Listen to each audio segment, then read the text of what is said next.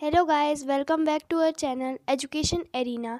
तो आज हम इस वीडियो में पढ़ेंगे कि प्रीपोजिशन किसे कहते हैं और प्रीपोजिशन के कुछ यूजेस। ठीक है, तो अगर आप इस चैनल में नए हैं तो इस चैनल को सब्सक्राइब करें और वीडियो को लाइक ज़रूर करें और बेल आइकन ज़रूर प्रेस करें और कमेंट में हमें ये बताएं कि आपको ये वीडियो कैसी लगी। तो चलिए आज हम पढ़ेंगे what is preposition or some uses of preposition. So firstly I am telling you what is preposition. A preposition is a word placed before a noun or a pronoun to show its relation to some other word in a sentence. तो preposition वह शब्द है जो noun या pronoun के पूर्व दूसरे शब्दों से संबंध बताने हेतु रखा जाता है। मतलब नाउन या प्रोनाउन से पहले रखा जाता है और संबंध बताने के लिए रखा जाता है। ठीक है, तो अब हम कुछ एग्जाम्पल्स देखते हैं। आपके स्क्रीन में एग्जाम्पल्स दिखते होंगे। फर्स्ट है he goes to the station. अब यहाँ पे ही जो है वो प्रोनाउन है और द स्टेशन जो है वो नाउन है। तो ये जो टू है वो इन दोनों के बीच में हमें रिलेशन बता रहा है, संबंध बता रहा है। तो इसलिए टू क्या हो गया, हमारा प्रीपोजिशन हो गया। सेकंड है ही राइट्स विथ पेंसिल। यहाँ पे ही जो है वो प्रोनाउन है और पेंसिल जो है वो नाउन है और यहाँ विथ से हमें मतलब प्रीपोजिशन का पता चल रहा है। तो अब हम आज देखते हैं कुछ प्रीपोजिशन के यूजेस। ठीक है, चलिए तो हम देखते हैं। तो पहला है हमारा एट। तो अब ये कहाँ यूज़ होता है? At is used before a limited space और टाइम। मतलब जो एट है वो थोड़े समय, निश्चित जगह, छोटे गांव के लिए उपयोग किया जाता है। जैसे है फर्स्ट एग्जाम्पल आपको स्क्रीन पे दिखता होगा, ही लिव्स एट इंदौर। तो इंदौर जो है वो छोटा गांव है, इसलिए हमने उसके आगे एट लगा दिया। ठीक है, अब सेकंड एग्जाम्पल है she will come at 6 o'clock। तो यहाँ पे हमने क्या पढ़ा था कि निश्चित जगह, निश्चित टाइम, तो मतलब she will come at 6 o'clock। तो यहाँ पे लिखा है ना कि 6 o'clock पे वो आ जाएगी, तो इसलिए हम यहाँ पे एट का प्रयोग करेंगे। ठीक है, अब हम नेक्स्ट देखते हैं इन। इसका प्रयोग कंट्रीज, लार्ज टाउन और अ पीरियड ऑफ टाइम के पूर्व किया जाता है और हाँ, इसका प्रयोग आने वाले समय को भी बताने के लिए किया जाता है। तो ठीक है, अब हम आपको एग्जाम्पल बताते हैं। आपकी स्क्रीन पे दिख रहा होगा। फर्स्ट है दे लिव इन कोलकाता।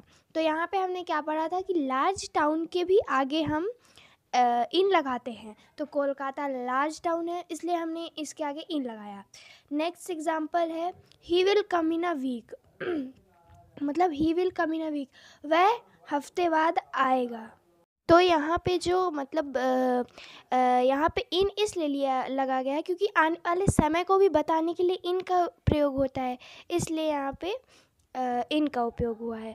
अब हम नेक्स्ट देखते हैं बिटवीन। बिटवीन का उपयोग दो के मध्य होता है। मतलब बिटवीन का जो उपयोग होता है वो दो लोगों को बीच में बताने के लिए किया जाता है।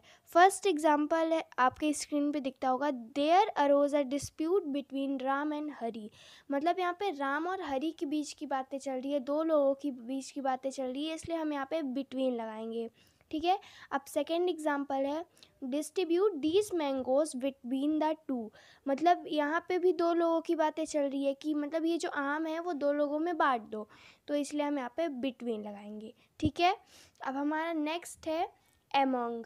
एमोंग का उपयोग दो से अधिक के मध्य के लिए किया जाता है। मतलब जब हम दो से अधिक के लिए बताते हैं तो हम उसके लिए एमोंग का उपयोग करते हैं। ठीक है, तो इसका फर्स्ट एग्जांपल देख लीजिए आप, आपकी स्क्रीन पे दिखता होगा, distribute the sweets among the students. ठीक है, तो यहाँ पे ये बोल रहा है कि जो स्वीट्स है वो सारे स्टूडेंट्स में बांट दो। तो इसलिए क्योंकि दो से ज़्यादा लोगों की बातें हो रही हैं, इसलिए हमने यहाँ पे अमोंग लगाया। ठीक है, सेकेंड एग्जांपल देख लीजिए, the father divided his property among his son.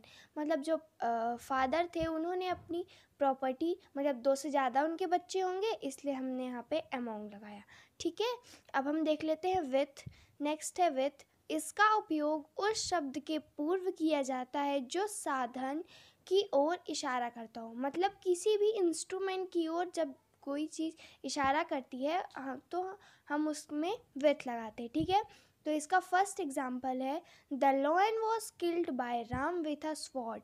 मतलब जो शेर था वो राम के द्वारा मारा गया, मतलब तलवार से। स्वॉर्ड मतलब होता तलवार, उससे मारा गया, ठीक है। तो इसलिए हमने विथ यहाँ पे लगाया। अब सेकंड है he killed a snake with a stick.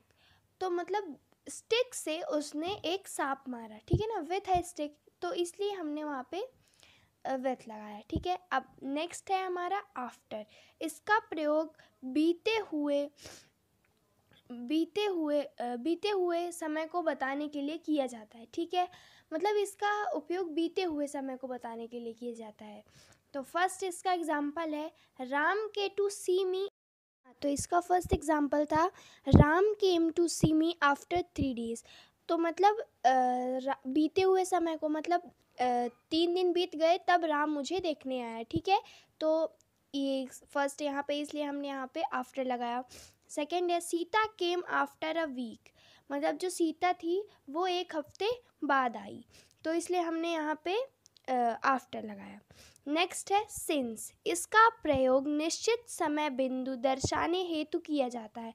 मतलब डेफिनेट पॉइंट ऑफ टाइम के लिए किया जाता है, ठीक है।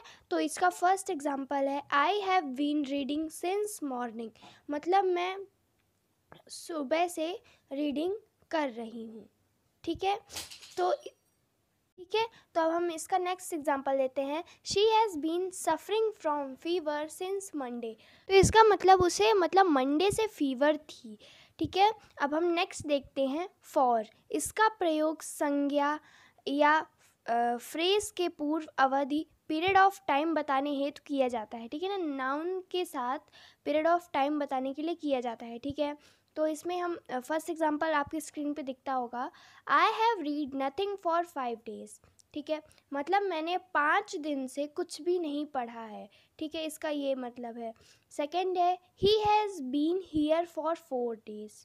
मतलब वह, तो इसका मतलब वह 4 दिन से यहाँ था। नेक्स्ट है फ्रॉम। इसका भी प्रयोग समय को दर्शाने हेतु किया जाता है। मतलब इसका भी यूज़ समय को बताने के लिए किया जाता है। तो इसका फर्स्ट एग्जांपल है I started to read from Monday. मतलब मैंने मंडे से पढ़ना शुरू किया है, ठीक है। नेक्स्ट है Ram works from morning to evening. मतलब जो राम है वह सुबह से शाम तक काम करता है। Thank you guys. सो आज की वीडियो में हम इतना ही पढ़ेंगे। नेक्स्ट वीडियो आपको बहुत जल्द मिलेगी। सो अगर आप इस चैनल में नए हो तो इस चैनल को सब्सक्राइब करें और बेल आइकन को प्रेस करें, जैसे आपको हमारी लेटेस्ट वीडियो जल्द से जल्द मिले। Thank you.